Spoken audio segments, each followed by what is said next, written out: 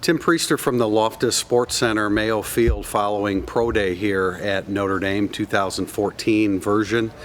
And 16 former Notre Dame players participated, 14 from the last season and 2 from the previous class, Mike Golick and Robbie Toma. And, you know, the usual suspects. I think we talked on our podcast about, you know, who would have an opportunity to show themselves well. And I don't know that there were any shocking surprises. Zach Martin continues to impress. Louis Nix in the best shape of his life, or the best shape since 11th grade, according to him, and he showed himself very, very well.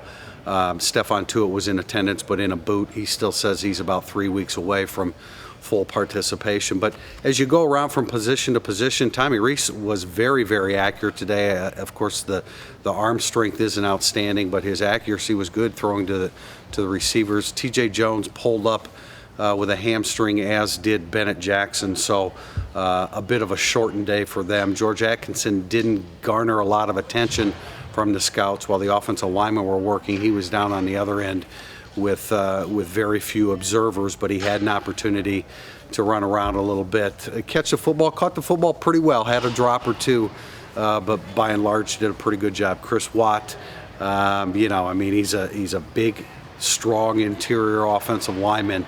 I think he continues to show himself very well. One guy I do think that did himself well was Carlo Calabrese. I thought he came in.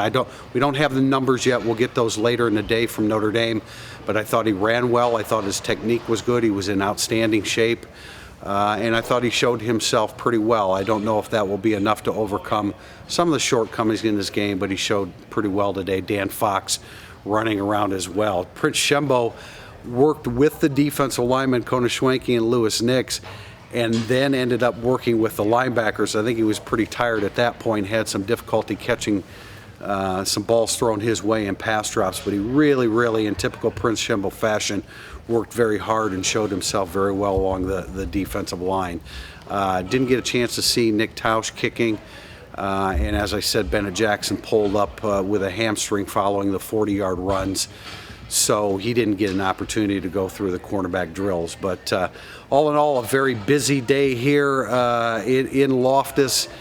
Pro Day, 16 players is normally, you normally don't have that many at a Pro Day, but all 32 teams represented, 2 head coaches, Gus Bradley, the new head coach of the Jacksonville Jaguars, and Mike Tomlin from the Pittsburgh Steelers, 3 GMs in attendance as well. So a busy day here at Loftus Sports Center following Notre Dame's Pro Day.